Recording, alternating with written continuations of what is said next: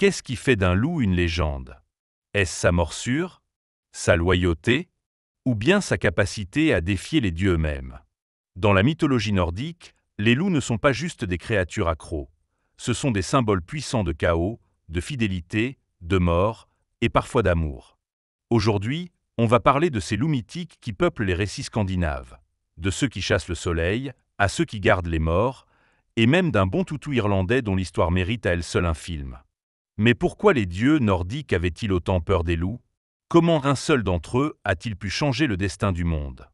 Et est-ce qu'un loup peut vraiment être le meilleur des compagnons? On va répondre à tout ça, à travers les récits épiques et parfois déchirants de ces figures canines légendaires. Installe-toi bien, prépare tes câlins mentaux pour nos bons dogos mythologiques et partons ensemble dans un voyage entre les ombres des forêts scandinaves et les cieux de Ragnark. Le loup lombard. Ce loup-là, il n'a même pas de nom. Et pourtant, son histoire te colle à la peau comme une vieille prophétie oubliée. Dans la Historia Langobardorum, un texte du 8e siècle écrit par Paul le Diacre, un homme s'échappe de la servitude et tente de retrouver les siens, les Lombards. Perdu dans les montagnes, affamé, il croise un loup.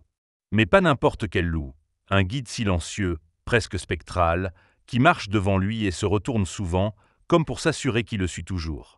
Le fuyard se convainc alors que l'animal est un messager du ciel. Peut-être même une incarnation du dieu Godan, l'équivalent lombard d'Odin, connu pour ses liens étroits avec les loups. Le lien est là, mystique, presque chamanique. Mais voilà, après plusieurs jours, la faim devient trop forte. L'homme tire une flèche sur son compagnon.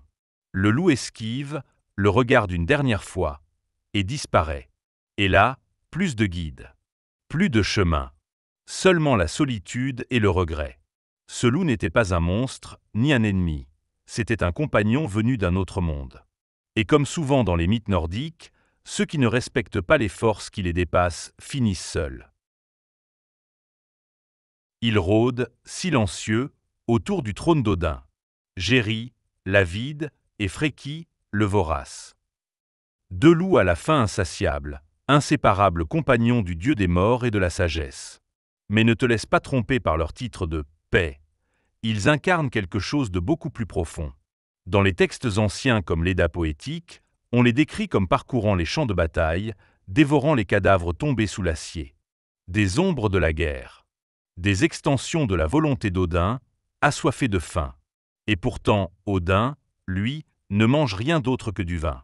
C'est à ces loups qu'il donne toute la nourriture. Comme s'il nourrissait ses instincts les plus sombres à travers eux. Comme s'ils étaient ses dents et sa faim. Sont-ils simplement ses compagnons, ou des manifestations de lui-même? Des morceaux de son âme sauvage, laissés libres pour rôder dans le monde? Géry et Freki sont plus que des bêtes. Ils sont le rappel qu'en chaque seigneur de la sagesse dort une bête de guerre, et qu'au cœur de la stratégie, il y a toujours la faim. Imagine deux loups lancés dans une course éternelle à travers le ciel, leur croc à peine à quelques foulées du soleil et de la lune. Voilà Skull et Ati, les prédateurs cosmiques de la mythologie nordique. Skull, dont le nom évoque le vacarme ou la tromperie, pourchasse le soleil, personnifié par la déesse Sol. Ati, celui qui est, poursuit la lune, souvent associé au dieu Mani. Leurs courses ne sont pas vaines. Le jour viendra où ils les attraperont, les dévoreront, et précipiteront le début du Ragnark, la fin des temps. Ces deux loups incarnent le chaos en embuscade, tapis juste derrière l'ordre du monde. Leur présence dans le ciel rappelle que même les cycles cosmiques les plus stables sont menacés. Rien n'est éternel. Pas même la lumière. Le jour où le soleil se couche sans jamais se relever, on saura qu'ils ont gagné. Certains récits les disent fils de Fenrir, élevés dans l'ombre par un Jotun, grandis pour devenir les annonciateurs du cataclysme. Si leur père est celui qui dévorera Odin, alors eux en sont les messagers, les coups de tambour qui annoncent l'approche de la tempête. Mais sont-ils vraiment maléfiques? Ou ne font-ils que remplir un destin inévitable? Dans la mythologie nordique, il n'y a pas de manichéisme simple. Skull et Ati ne sont pas des vilains, ce sont des forces, des rouages du temps, des êtres qui courent, toujours plus vite, vers la fin d'un monde. Quand tu lèves les yeux au ciel, souviens-toi, derrière chaque lever de soleil, chaque pleine lune éclatante, il y a deux ombres qui courent. Et elles ne s'arrêteront jamais. Jusqu'à ce que tout s'arrête. Fenrir n'est pas juste un loup. Il est le loup. Celui dont la simple naissance fait trembler les dieux. Celui dont la mâchoire se refermera sur le destin du monde. Dans les récits nordiques, son nom est murmuré comme une malédiction. Et pourtant, derrière la peur, il y a un être bien plus complexe. Fils de Loki, le dieu des ruses et d'une géante. Fenrir a pour frère Jormungandr, le serpent-monde, et pour sœur Hel, déesse des morts. Autant dire qu'il est né dans une famille où le chaos est une tradition. Dès son plus jeune âge, les dieux sentent que ce louveteau n'est pas comme les autres. Il est trop grand, trop intelligent, trop imprévisible. Une prophétie tombe. Fenrir est destiné à tuer Odin. Alors, au lieu de l'éliminer, les dieux prennent une décision étrange. Ils le gardent près d'eux à Asgard. Comme s'ils pensaient pouvoir contrôler leur peur. Tyr, le seul assez courageux, devient son gardien. Fenrir joue, mange, grandit. Et avec lui, grandit l'angoisse. Les dieux décident alors de tester sa force avec des chaînes. Fenrir, confiant, accepte. Une fois, 2 fois. Il brise tout. Alors il forge Gleipnir, une chaîne magique faite d'éléments impossibles. La racine d'une montagne, le souffle d'un poisson, la salive d'un oiseau. Une illusion. Belle, fine, mais inviolable. Fenrir, pas idiot, sans le piège. Il propose un marché. Il acceptera d'être attaché si un dieu met sa main dans sa gueule en gage de bonne foi. Tyr accepte. Et quand la chaîne se resserre et qu'il comprend, il broie la main de son seul ami. Et hurle. Pas de douleur. De trahison. Les dieux le lient à un rocher, glissent une épée entre ses mâchoires. Il bave sang et rage. Et il attend. Pendant des siècles. Jusqu'au Ragnarök. Ce jour-là, les chaînes se brisent. Le monde tremble. Fenrir court, immense, sa gueule béante touchant ciel et terre. Le feu jaillit de ses yeux. Il affronte Odin et le dévore. Enfin. Puis, Vidar, le fils silencieux d'Odin, venge son père en tuant Fenrir. Certains disent à l'épée, d'autres, en lui écartant la gueule à main nue. Mais la vraie question est là. Fenrir est-il vraiment le monstre de l'histoire? Ou est-ce la peur des dieux qui l'a créé? Avant qu'on ne le trahisse, il n'a jamais attaqué. Il jouait. Il faisait confiance. Il a été trompé. Et c'est là que le mythe frappe fort. Fenrir, c'est la projection de nos peurs. Une créature punie pour ce qu'elle pourrait devenir. Un symbole de liberté qu'on enchaîne, jusqu'à ce qu'il se rebelle.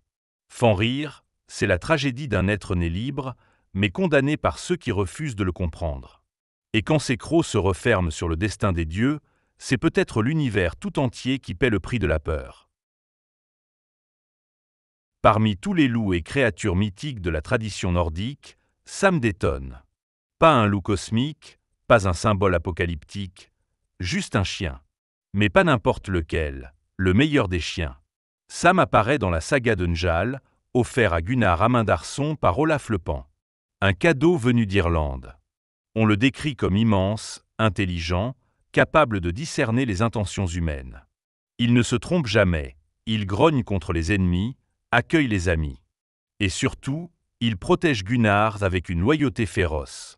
Sam devient vite une légende à lui seul. Quand Gunnar est chez lui, personne n'ose l'approcher. Pas tant à cause de ses talents au combat, mais à cause de Samedi. Ce chien est plus qu'un gardien, c'est un compagnon, un frère, un bouclier vivant. On dit même qu'il vaut un homme à lui tout seul, tant par sa force que par son intelligence. Mais quand vient le moment de trahir Gunnar, ses ennemis savent une chose, ils doivent d'abord éliminer Samedi.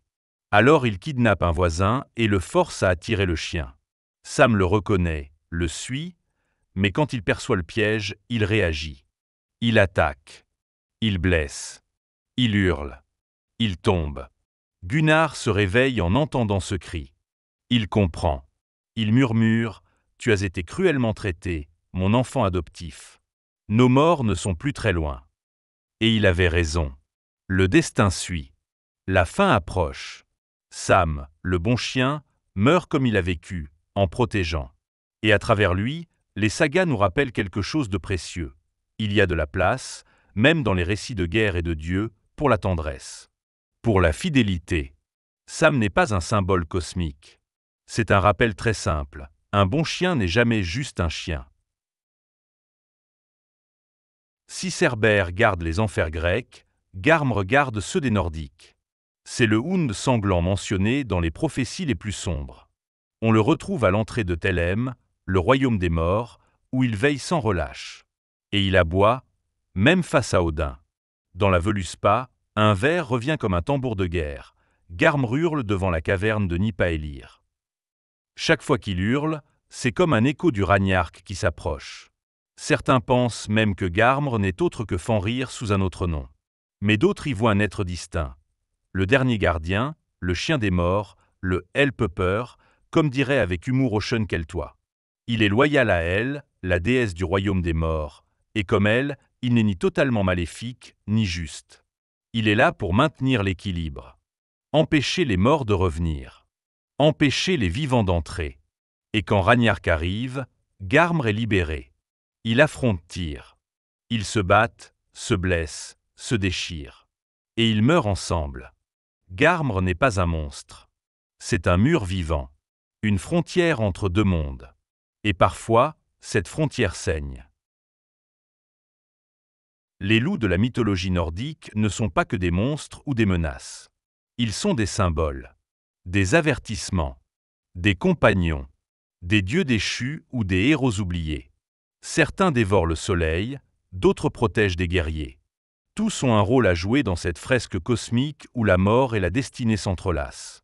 De Fenrir, incarnation de la peur et de la révolte, à Sam, miroir de notre amour inconditionnel, chaque loup, chaque chien évoqué ici nous dit quelque chose sur nous. Sur ce qu'on redoute. Sur ce qu'on aime. Sur ce qu'on trahit. Ils incarnent à la fois le danger et la fidélité. L'instinct et la sagesse. Et si la mythologie nordique est remplie de dieux puissants, de géants terrifiants et de combats épiques, elle ne serait pas complète sans ces figures canines. Ils sont les gardiens silencieux du mythe. Ceux qu'on oublie parfois, mais qui veillent. Toujours.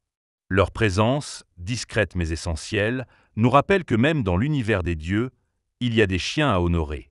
Alors la prochaine fois que tu entends un hurlement dans la nuit, pense à eux. Et si cette balade au cœur des forêts mythologiques t'a plu, n'oublie pas de t'abonner à la chaîne, de liker la vidéo et de partager l'histoire. Parce qu'ici, même les vieux dieux méritent un peu de lumière.